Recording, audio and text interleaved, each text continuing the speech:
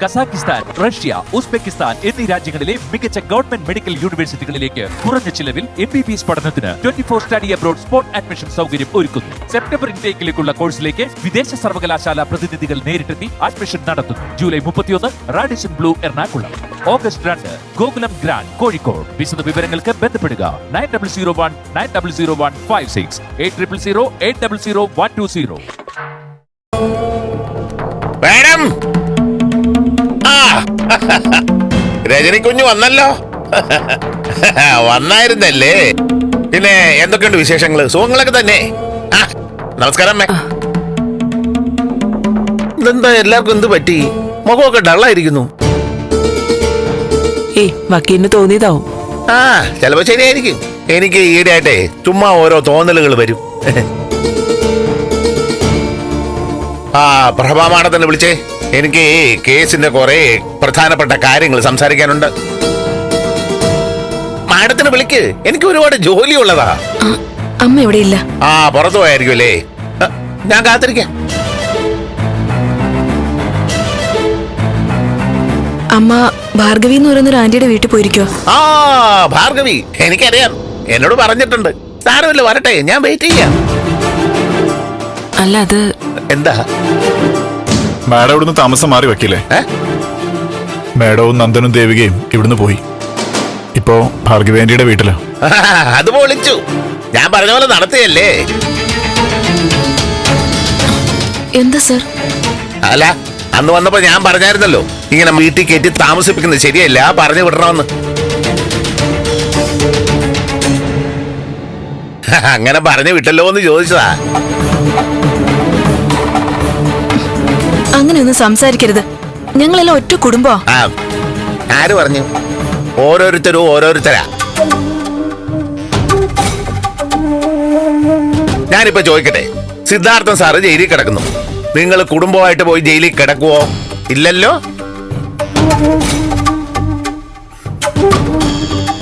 ഒറ്റയ്ക്ക് ചിന്തിച്ചാ എല്ലാവരും ഒറ്റ തന്നെയാ. ഇത് ഞാൻ നേരത്തെ പ്രതീക്ഷിച്ചതാ.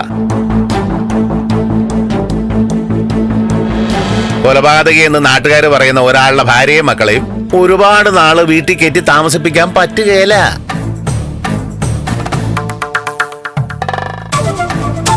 ഗിരീഷിന്റെ പേരിൽ കുറെ കോലാഹലങ്ങൾ ഉണ്ടായതിന് ബാക്കി പത്രമാണ് പ്രഭാമാടത്തിന്റെ ഈ കൂടുമാറ്റം എന്നൊക്കെ എനിക്ക് മനസ്സിലായി.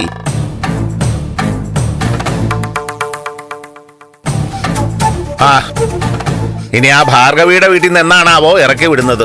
പെരുവഴി അമ്പലം. വക്കീൽ സാറേ, ആവശ്യമില്ലാത്ത കാര്യങ്ങൾ പറയരുത്. കാര്യം ഞങ്ങളുടെ വക്കീലാ, പക്ഷേ ഇങ്ങനെ ആക്ഷേപിക്കരുത്. എന്റെ കുഞ്ഞെ, ഞാൻ എന്തുവാ പറഞ്ഞേ? സ്വന്തം വീട്ടിലേക്ക് കയറി താമസിക്കാനുള്ള പരുവത്തിൽ കാര്യങ്ങൾ എത്തിയില്ലെങ്കിൽ പെരുവഴി തന്നെയാ. മോളെ കെട്ടിച്ച വീട്ടിലായാലും ഭാർഗവി എന്ന് പറയുന്ന ആ സ്ത്രീയുടെ വീട്ടിലായാലും അധികം വാഴാൻ പറ്റുകയില്ല. അതേ ഞാൻ പറഞ്ഞോളൂ. അങ്ങനെയൊന്നുമല്ല സർ.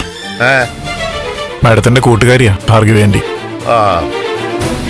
അവിടെ കുറച്ചുകൂടെ സന്തോഷത്തോടെ നിൽക്കാന്ന് കരുതി കാണും.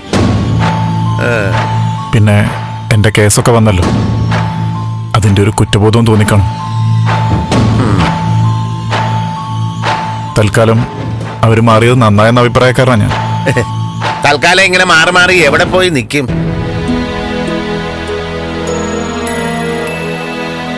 ചന്ദ്രോത്ത് തിരിച്ചെത്തിയാലേ ആ സ്ത്രീക്ക് ഒരു സമാധാനം കിട്ടൂ.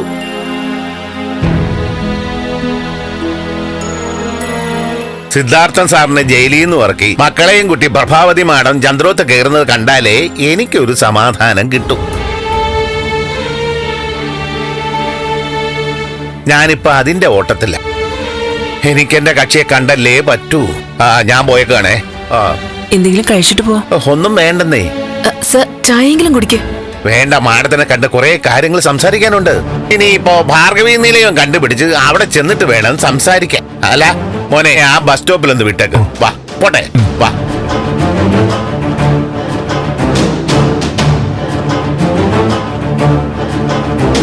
അപ്പൊ ഇന്ന് സ്കൂളിലൊന്നും പോകണ്ടായിരുന്നോ? ഇന്ന് ലീവ് എടുത്തു. പഞ്ചായത്ത് ഓഫീസ് വരെ പോണായിരുന്നു.